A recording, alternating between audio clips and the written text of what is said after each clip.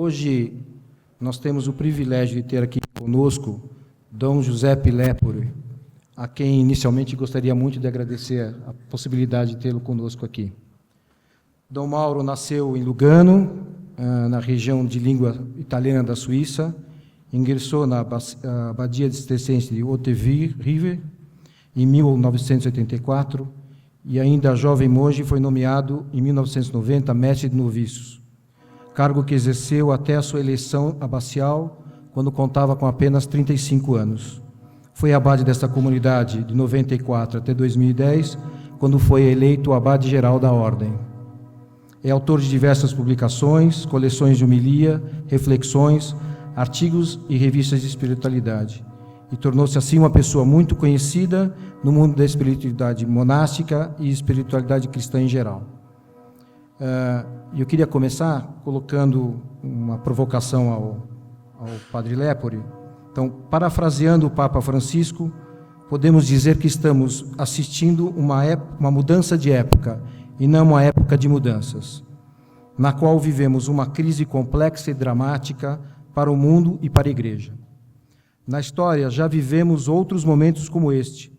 Ao final do Império Romano, por exemplo, a invasão dos povos bárbaros provocou um colapso das estruturas econômicas e culturais da época.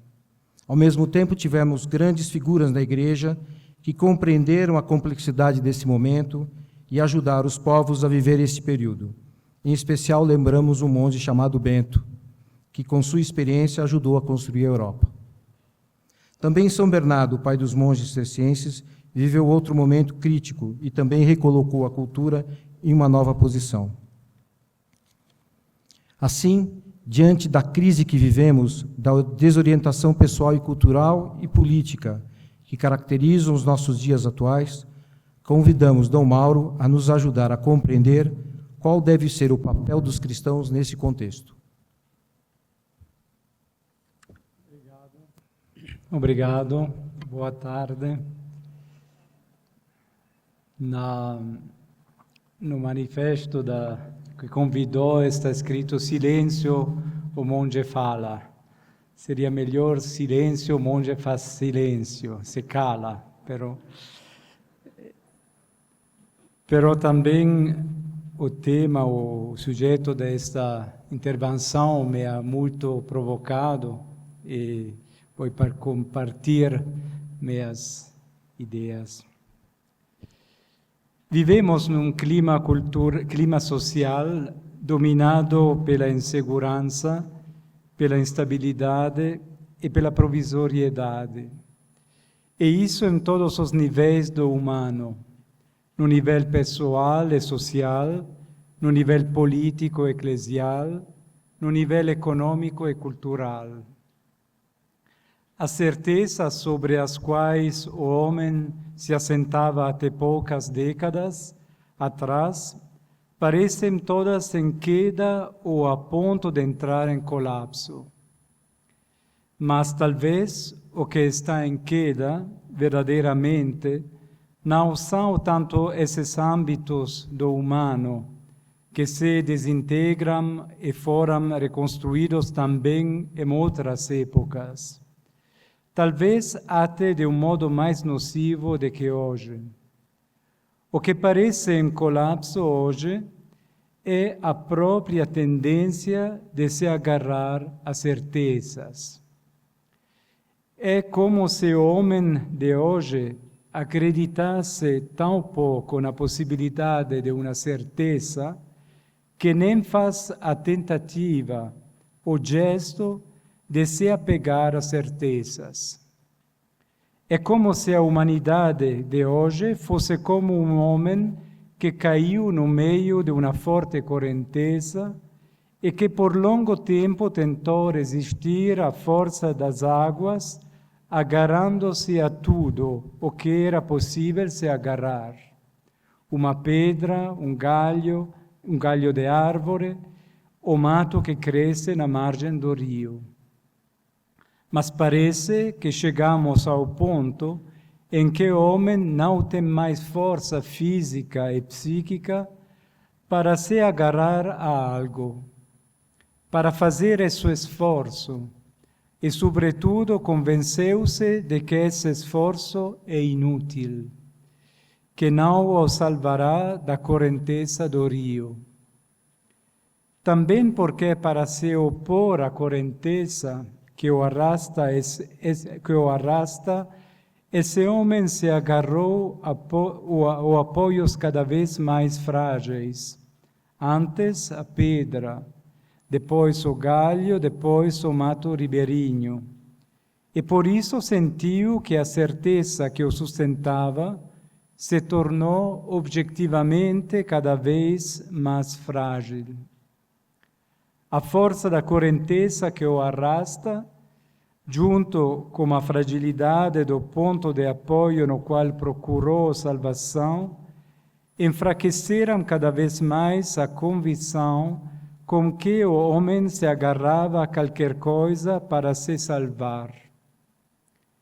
O resultado é que esse homem não tem mais outra escolha, ou crê que não tem mais outra escolha, a não ser aquela de entregar-se à correnteza, de se deixar arrastar, não sabe para onde.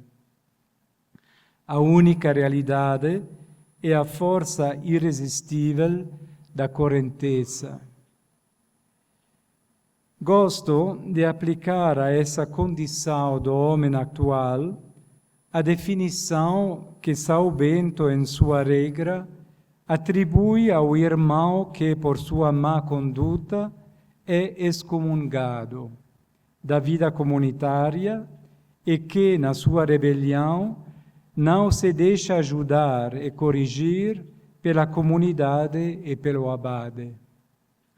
Ele o denomina frater fluctuans, irmão flutuante. Essa palavra, em minha opinião, define bem o homem de hoje. Entregue à correnteza que o arrasta, o que flutua na superfície do mar, subindo e descendo como as ondas. A correnteza, as ondas, são de todo tipo. São as modas, as ideologias, o poder político ou econômico, as notícias da mídia, as várias formas, em geral híbridas, de religiosidade, os sentimentos e as impressões do momento, o grande oceano que hoje está submergindo tudo, a cultura e a internet. Em meio a tudo isso, o homem é um objeto flutuante, um flutuador que segue e é levado pela correnteza e pela onda que desposa o movimento da onda. A flutuação é um modo instintivo de se salvar. O homem crê que se salva flutuando, isto é, permanecendo na superfície.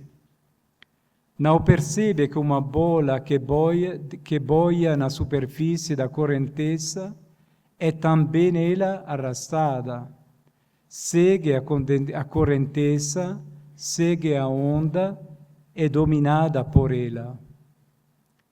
Mas a superficialidade dá a ilusão de que se está livre da correnteza, de que escapou das suas garras, de que não vai afundar nela e, portanto, dá a ilusão de estar livre. O verdadeiro problema do homem contemporâneo é, talvez, justamente a superficialidade. A superficialidade como cultura, a superficialidade como política, a superficialidade como religião, a superficialidade como moral de vida. Basta olhar em volta. Com que superficialidade se vive, se fazem escolhas que deveriam ser vitais. Com que superficialidade se casa ou se divorcia, se decide ter filhos ou abortar. Com que superficialidade se vota nas eleições políticas, escolhendo sempre flutuar sobre a correnteza mais forte. Já não se pensa muito em dar voto para criar uma corrente, para afirmar a força e o bem de um ideal político. Não, se vota-se na corrente que arrasta mais neste momento. Com que superficialidade se chega até a viver a experiência que, por sua própria natureza, deveria ser a mais profunda, a religiosidade. A proliferação das seitas, das comunidades evangélicas livres, da prática religiosa à la carte, é viver a dimensão religiosa do coração, o que temos de mais profundo e sublime em nós, na superfície dos sentimentos, das emoções, abandonando de fato tanto a profundidade de Deus quanto a profundidade do homem. A experiência religiosa não é mais um abismo que chama um abismo, como diz o Salmo 41. Não é mais o abismo do coração miserável do homem que anseia e grita pelo abismo da misericórdia de Deus. Não quero me alongar demais nessa interpretação da situação do homem contemporâneo, que de qualquer modo é uma generalização, talvez também ela superficial. Mas me parece importante descrever um pouco melhor essa que me parece a condição mais difusa na sociedade contemporânea global, para se entender sobre qual cenário humano, cultural, religioso, queremos falar de esperança, de responsabilidade, de certeza. Essa descrição do homem contemporâneo não a faço com desprezo, nem como um julgamento. Até porque nesse homem contemporâneo também estou eu, estão vocês todos. E o homem contemporâneo, no curso da história, seja talvez o mais inocente quanto à sua situação, porque a correnteza sobre a qual flutua e que o arrasta, atingiu-o ao mesmo tempo de modo tão disfarçado e violento, que era quase impossível não reagir assim, não se salvar a não ser flutuando. Até São Bento, quando fala do irmão flutuante, não o faz para insultá-lo, para humilhá-lo, para condená-lo com desprezo. Ao contrário, o faz num contexto em que expressa sua solicitude misericordiosa e o desejo de ajudar esse irmão. Fala disso num dos capítulos mais belos da regra, em que descreve como o abade deve fazer de tudo para buscar e salvar a ovelha desgarrada, para cuidar da ovelha doente. Leio para vocês um breve trecho desse capítulo 27 da regra de São Bento, porque é a partir daí que gostaria de continuar a aprofundar com vocês o tema da nossa esperança responsável em relação à crise globalizada do homem contemporâneo. Escreve São Bento no capítulo 27. O abade deve cuidar dos culpados com a máxima solicitude, porque não são os sábios que precisam de médico, mas os doentes.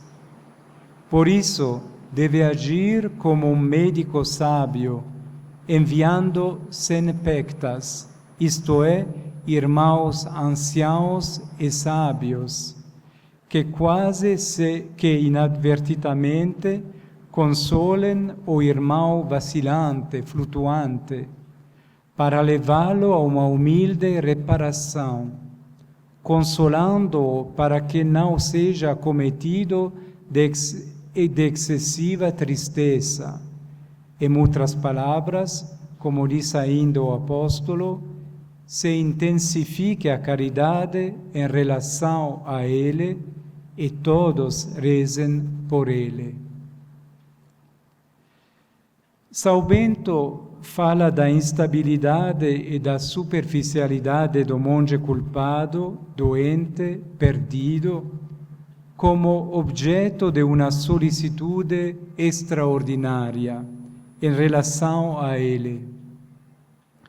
Extraordinária porque para os irmãos que vão bem, que são fiéis, São Bento não propõe tantos cuidados, não aciona tanta riqueza de tentativas, tanta fantasia de misericórdia como para ele. Toda essa solicitude está resumida na palavra consolação, que aí é utilizada 2 vezes, como que para circundar o irmão flutuante, como que para sustentá-lo por todos os lados, enviando sempectas, isto é, irmãos anciãos e sábios, que quase que inadvertidamente consolem o irmão vacilante e o levem a uma humilde reparação, consolando-o para que não seja submerso por excessiva tristeza. O que quer dizer consolar? E como pode a consolação afetar o homem flutuante global de hoje? De qual consolação o homem contemporâneo necessita?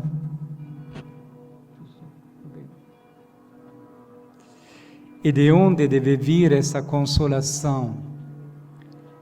Não corremos o risco, querendo consolar, de cultivar ao invés a superficialidade religiosa e psicológica do homem de hoje.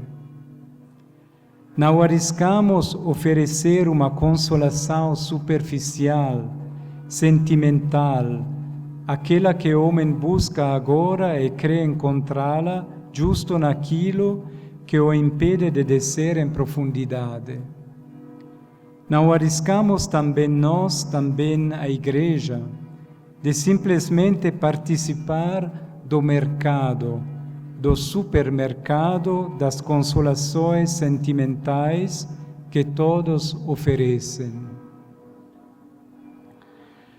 Há um aspecto fundamental da consolação cristã que na passagem da regra que acabei de citar é especialmente destacado. O fato de que a consolação é, antes de tudo, uma companhia. Tem a forma de uma companhia pessoal. Os irmãos anciãos e sábios vão ao encontro do irmão que se acha perdido e sozinho e lhe oferecem amizade. Essa já é uma enorme diferença entre a consolação cristã e aquela do mundo. O mundo pretende consolar com meios, coisas, técnicas, terapias, distrações e 1000 formas de doping. Não oferece uma consolação pessoal, uma companhia que olha e ouve o homem flutuante, que dialoga verdadeiramente e caminha com ele. Chegamos ao ponto, sobretudo na Europa, de oferecer como consolação a morte. Todas as associações para a eutanasia apresentam a oferta do suicídio assistido como última total e digna consolação para o drama da vida. A corrente dominante que arrasta o homem flutuante termina, na realidade, num abismo de morte. Mas precisamos tomar consciência de que a consolação cristã, na companhia como essa que São Bento oferece, não é, por assim dizer, açucarada. Não é uma amizade que corre o risco de alimentar o sentimentalismo e a superficialidade em que o homem flutuante vive. Nessa passagem da regra, o abade manda para consolar o irmão desorientado, irmãos anciãos e sábios. Isso significa que se trata de monges que fizeram experiência do caminho da vida, que a partir dessa experiência, e ouvindo Deus e os anciãos sábios que os precederam, estão em condição de sussurrar ao coração e à liberdade do irmão desgarrado uma palavra que o convoque a se converter, a escolher de novo a boa via, acompanhada, guiada, oferecida pela comunidade cristã, a comunidade monástica.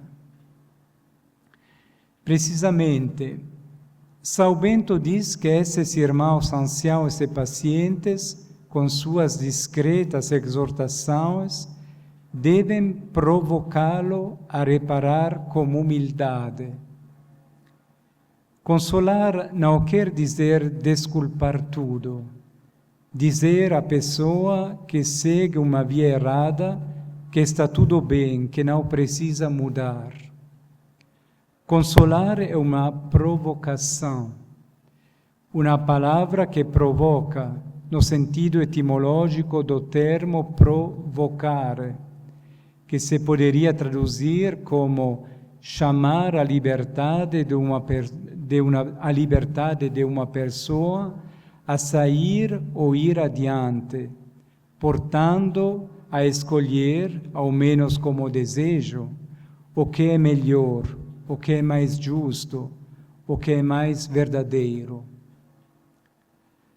A verdadeira consolação, a verdadeira companhia e solidão, a solidão autônoma e nociva em que o outro pode se encontrar, por escolha própria ou arrastado pela correnteza de um ambiente que não provoca ao bem, ao verdadeiro, ao belo. A verdadeira consolação é um apelo à liberdade do coração, um chamado, uma palavra que faz saborear esse bem, faz desejar essa experiência boa que o outro está recusando. Por isso, São Bento fala de provocar a reparação da humildade, o que significa que a humildade basta para reparar os nossos erros, as nossas escolhas erradas. Também aqui não se trata só de um sentimento, mas da consciência da dimensão da nossa liberdade, do valor da posição do nosso coração. Dizer que é a humildade que repara, que satisfaz a falta de justiça da qual somos culpados, quer dizer que a liberdade do coração humano tem um imenso valor, tem um grande poder, ou melhor, uma grande responsabilidade. Quando o coração toma consciência do próprio mal e do próprio bem, basta que assuma a posição humilde de reconhecer que errou, a posição humilde de querer mudar, pedindo e aceitando ajuda e guia, para já se encontrar na boa estrada, para não estar mais desgarrado. flutuante, e sim capaz de caminhar por um caminho seguro e livre, obedecendo. Só assim, baseando-se nessa concepção profunda e verdadeira do coração e da sua liberdade e da exigência que isso comporta, é que a consolação propõe uma verdadeira esperança. A esperança cristã não é tanto esperar tempos melhores, procurando abstrair-se da realidade presente. É o contrário, é estar voltado para um destino de bem que permite aderir, suportar a realidade do presente, sem querer fugir dela. A esperança cristã não é uma fuga, mas uma fé, uma certeza, um amor que permitem viver com plenitude e alegria aquilo que humanamente gostaria de afastar, aquilo que normalmente todos querem afastar.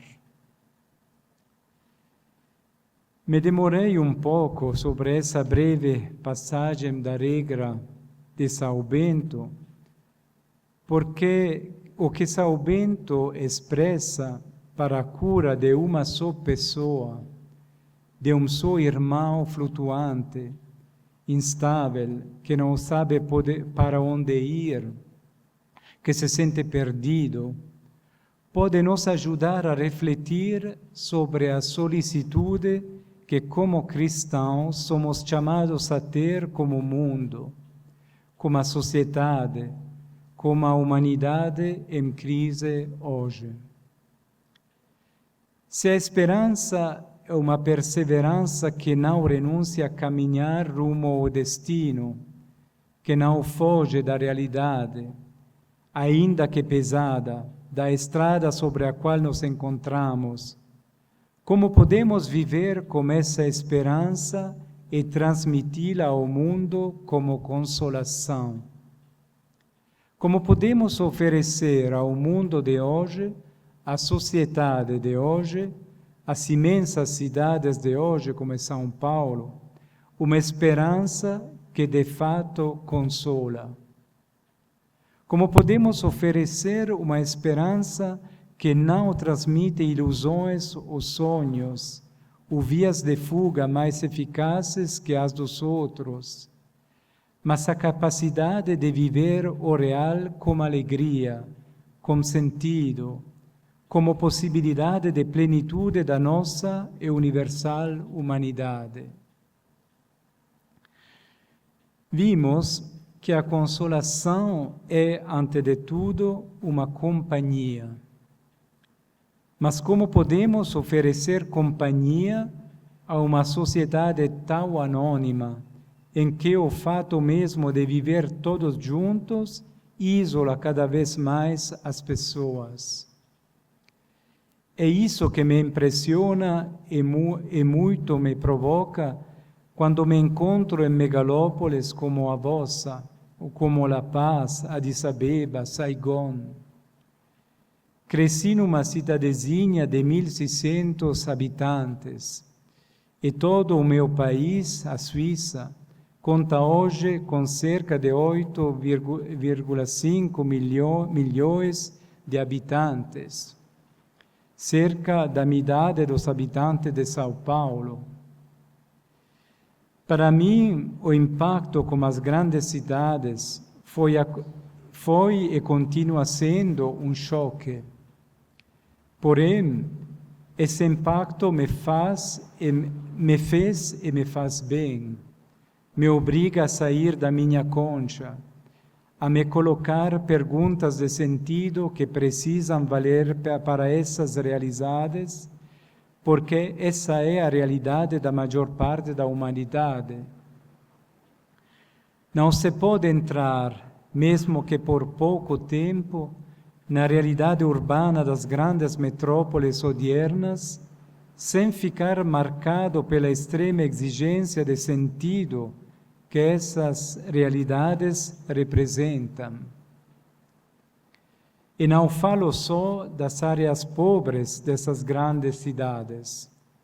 Falo da cidade em seu todo, porque inclusive as áreas ricas e protegidas, as áreas exclusivas dessas grandes cidades, gritam a necessidade de sentido, gritam a necessidade de consolação, tanto mais grave quanto mais inconsciente. Os pobres dificilmente podem escapar da sua realidade, ao passo que os ricos geralmente vivem numa realidade que ela própria é uma ilusão, ela própria escapa do verdadeiro sentido da vida. Vivem numa realidade que foge da realidade, nada de mais desumano. Como se pode evitar a fuga se a pessoa já é prisioneira dela? E como viver a esperança se a pessoa se ilude de que não precisa esperar nada?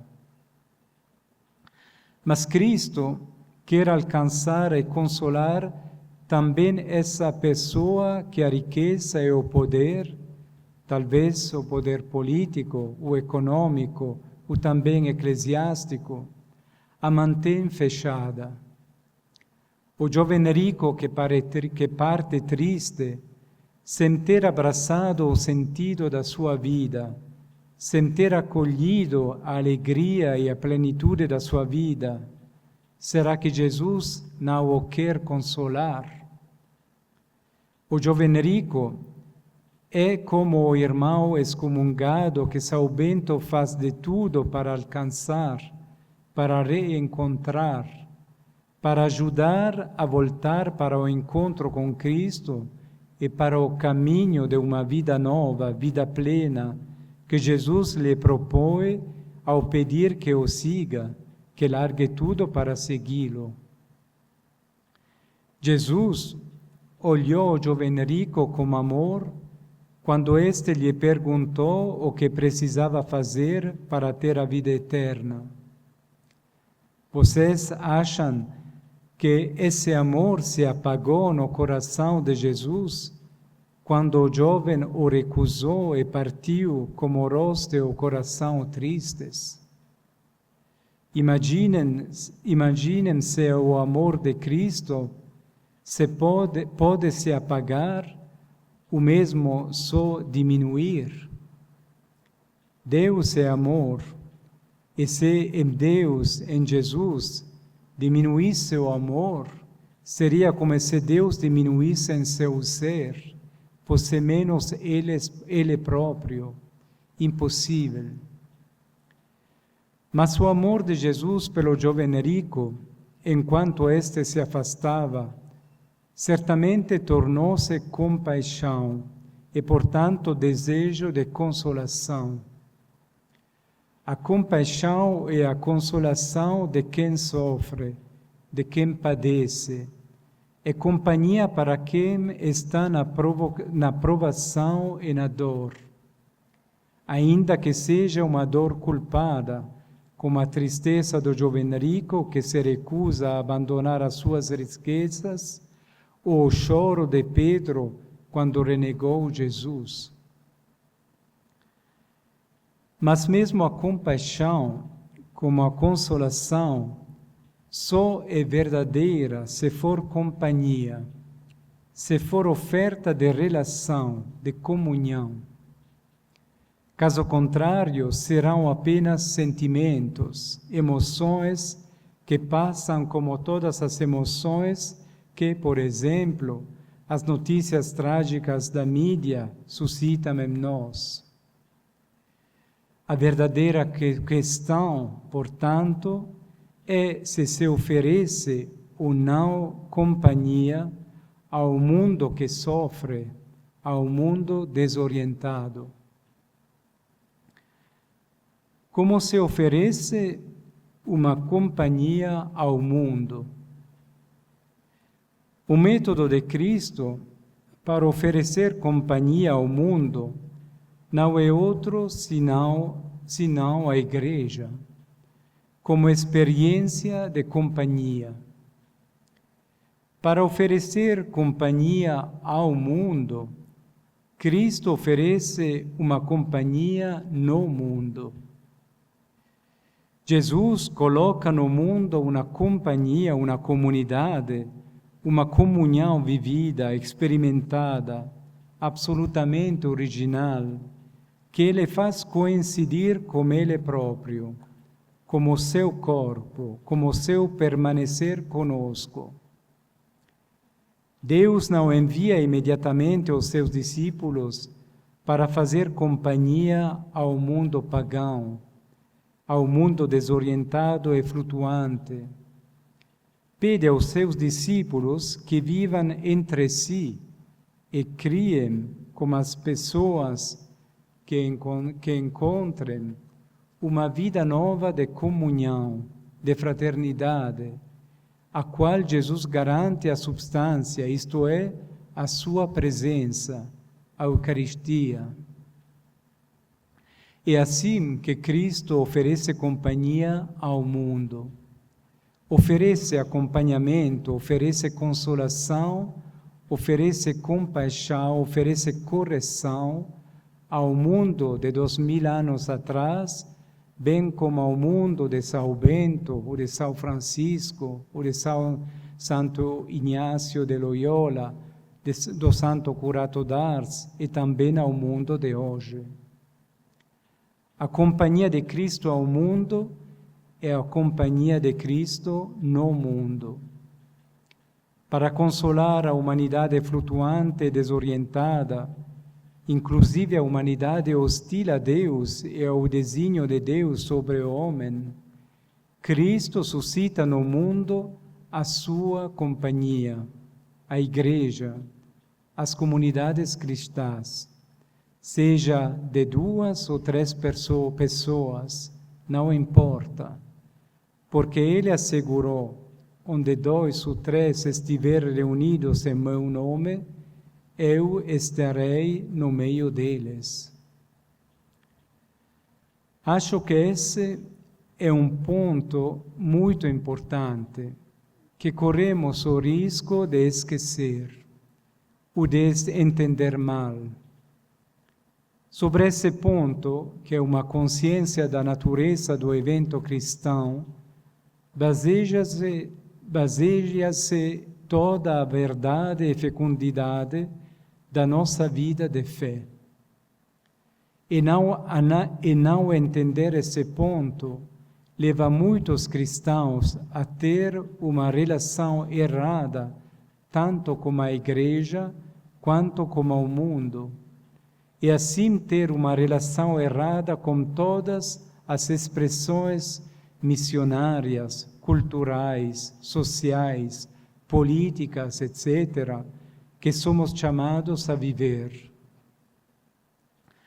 Sobretudo, não entender esse ponto, não entender a modalidade escolhida por Jesus para tornar verdadeira e fecunda a presença dos seus discípulos no mundo, torna justamente estéril e às vezes até enganadora a presença dos cristãos no mundo.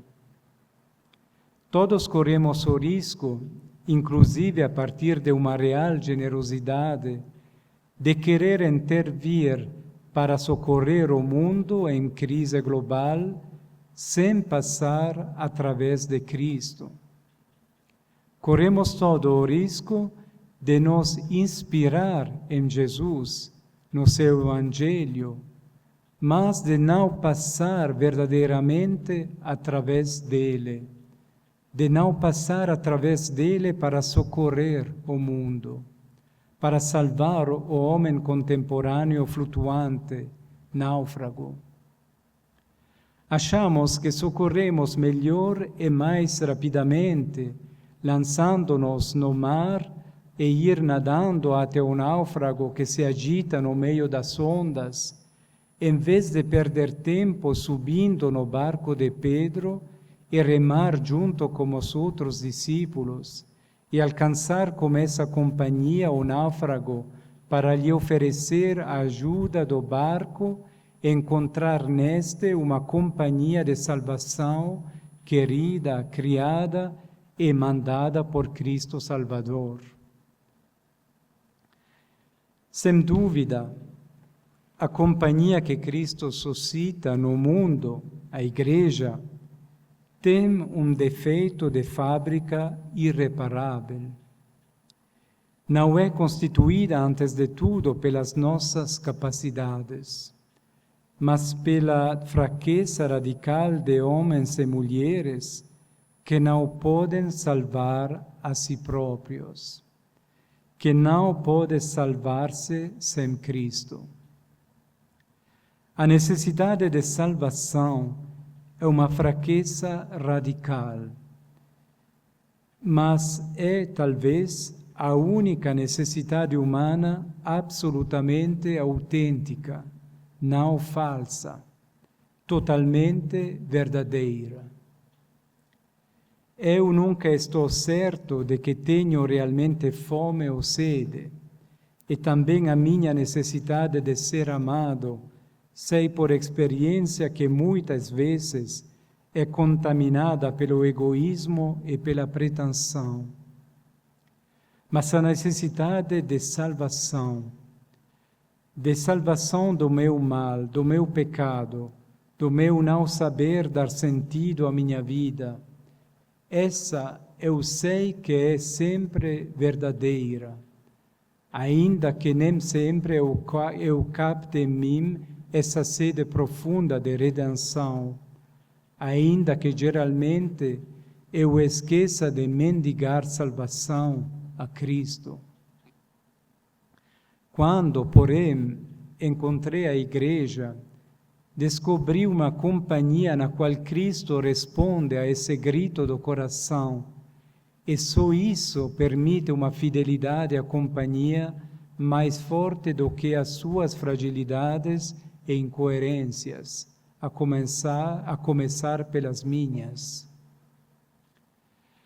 A companhia suscitada por Cristo é, assim, antes de tudo, uma companhia de consciência e experiência de que somos salvos por Ele e só por Ele. Só essa experiência habilita a companhia cristã a consolar o mundo inteiro, porque a salvação que experimentamos é uma salvação universal.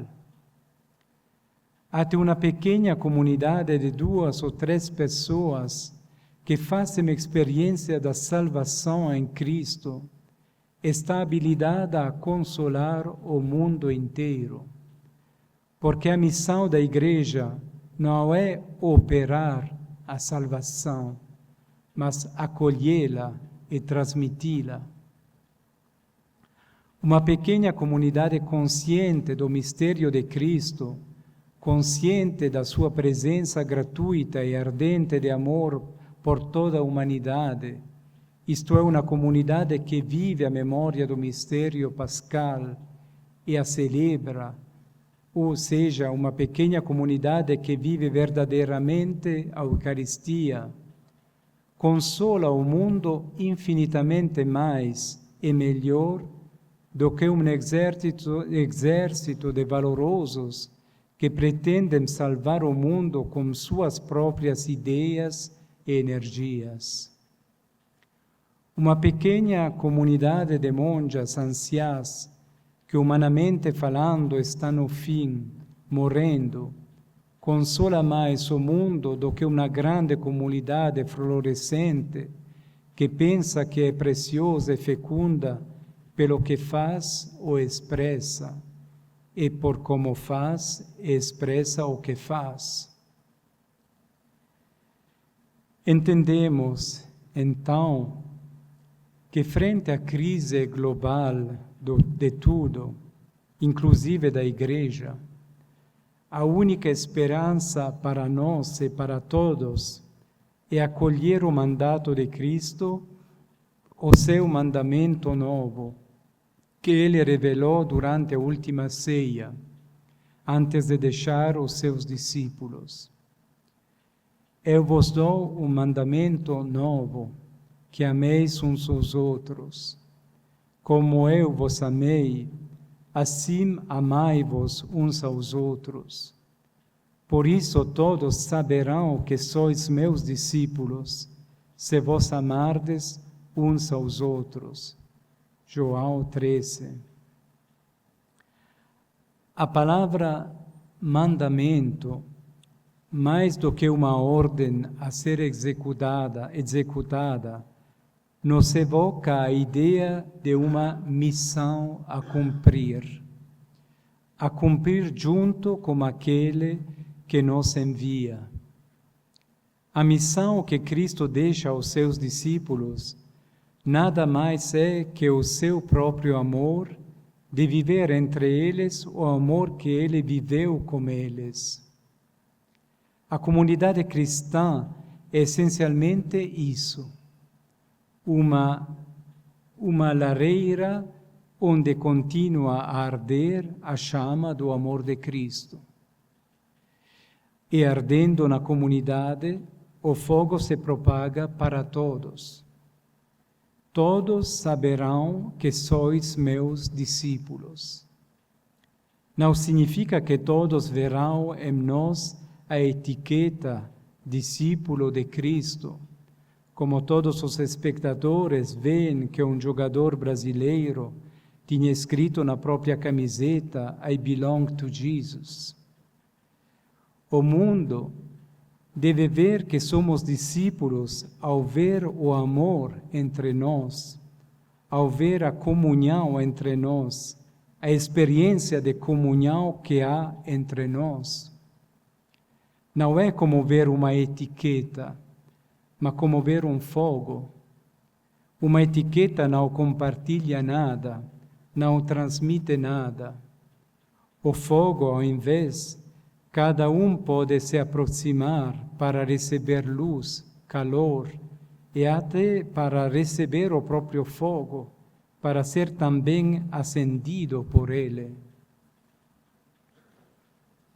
Por isso, quando nos encontramos diante da crise global do mundo, quando topamos com a crise da Igreja, que é com frequência, como diz o Papa, uma crise de mundanidade, isto é, entrar da crise do mundo na Igreja, a pergunta mais justa e prioritária que deveríamos nos colocar não é tanto o que precisamos fazer, mas que comunhão em Cristo somos chamados a viver, a intensificar, com quem está próximo de mim, para oferecer ao mundo, a este mundo em crise, a esta crise do mundo, a companhia através da qual Cristo possa consolá-lo, corrigi-lo, salvá-lo.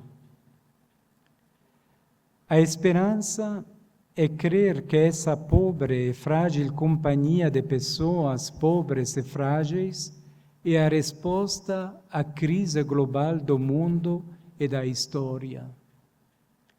A crise do mundo deve nos despertar para o valor da companhia cristã, que é um valor gratuito, doado inteiramente por Deus aos homens. A crise global deve nos despertar para a responsabilidade de viver entre nós algo que pode consolar o mundo inteiro. Enquanto a Catedral de Notre-Dame de Paris estava pegando fogo 2 semanas atrás, todo o mundo foi tomado por profunda tristeza e por um sentimento de impotência. Só se podia olhar e sofrer como aquele espetáculo. Era como para Maria e as outras mulheres diante da cruz, diante da agonia de Jesus na cruz, sem poder fazer nada mais que sofrer em silêncio. Mas vimos que grupos de pessoas, diante daquele espetáculo, espontaneamente se reuniram no meio da rua para rezar juntos, para fazer comunidade frente àquela destruição aparentemente sem esperança. Essa imagem era muito simbólica do que realmente aconteceu e que nenhuma imagem televisiva pode mostrar. Isto é, que a esperança até para o mundo que está queimando, também para a Igreja, que às vezes parece destruída por um mal oculto e devastador como o fogo, a esperança permanece viva na comunhão das pessoas em Cristo. A esperança se salva na comunidade cristã reunida na oração, reunida na mendicância da salvação. É assim que a esperança é cada vez mais forte do que qualquer destruição, do que qualquer catástrofe, inclusive da morte. A história da Igreja começou e sempre recomeçou a partir de sementes de comunidade que encarnaram a presença de Cristo, mandado pelo Pai no dom do Espírito Santo. Não há carisma na Igreja que não tenha como raiz a comunhão fraterna e que não dê o fruto a não ser a partir de uma comunhão aberta a abraçar todos. O início é sempre uma semente, na qual tudo já está presente e doado. Uma semente é como a encarnação da esperança. É a esperança que entra no tempo e o fecunda. E, ao mesmo tempo, é a esperança que lança a semente. Não há semeadura sem uma esperança. A semeadura atua, realiza, encarna a esperança para o mundo inteiro. Sua esperança permite lançar a semente da palavra de Deus, a semente da caridade, a semente do acolhimento, enfim, a semente da comunidade, da Igreja, com a consciência de que desse pequeno gesto depende a salvação do mundo. Hoje, talvez, Jesus mudaria um pouco a palavra que disse um dia, sentindo compaixão pelas multidões perdidas sem pastor, isto é, pela crise de sentido e de acompanhamento da humanidade. Disse: a messe é abundante, mas são poucos os operários. Rezai, pois, o Senhor da messe, para que mande operários para a sua messe. Mateus 9.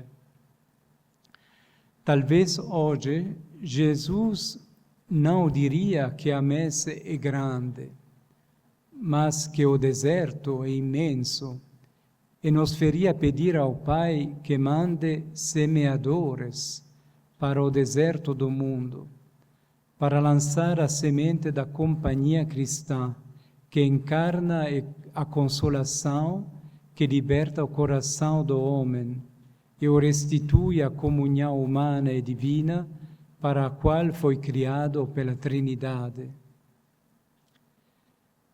Na imagem da minha ordenação presbiteral, eu coloquei uma frase da Lumen Gentium, da Constituição Apostólica sobre a Igreja do Concílio Vaticano II. Uma frase que sempre mantenho presente, porque expressa a missão e a esperança da Igreja no mundo e para o mundo, que é essencialmente a missão e a esperança de que a semente da comunhão trinitária, que experimenta e anuncia, dê fruto envolvendo o mundo inteiro. Esta frase é: assim a Igreja une prece e trabalho, como nos mosteiros de São Bento, ora et labora.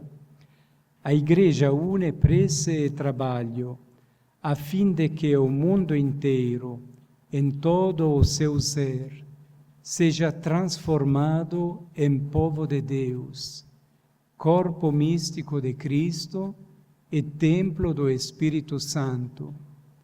E em Cristo, centro de todas as coisas, se torne toda honra e glória ao Criador e Pai do universo.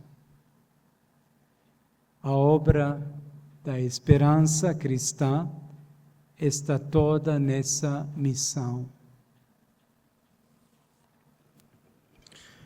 Queria agradecer aqui hoje a presença de Dom Lepori, e que nos propôs um desafio pessoal a partir da palestra, um desafio para enfrentar esse momento que vivemos, e parece que não há outra possibilidade de enfrentar uma crise tão profunda e tão grande a não ser a experiência de viver o cristianismo como comunidade, uma companhia que a gente incontrável no mundo de hoje, incontrável a partir da nossa fragilidade, inclusive. O que Dom Mauro nos indica não é uma tarefa fácil, mas é isso que somos chamados a viver nesse tempo. Queria agradecer ao senhor aqui hoje, agradecer ao Mosteiro de São Bento, que nos cedeu esse lugar, principalmente ao abade Dom Matia Tolentino, pela sua amizade. Também queria agradecer ao Núcleo Fé e Cultura, que nos apoiou nessa iniciativa.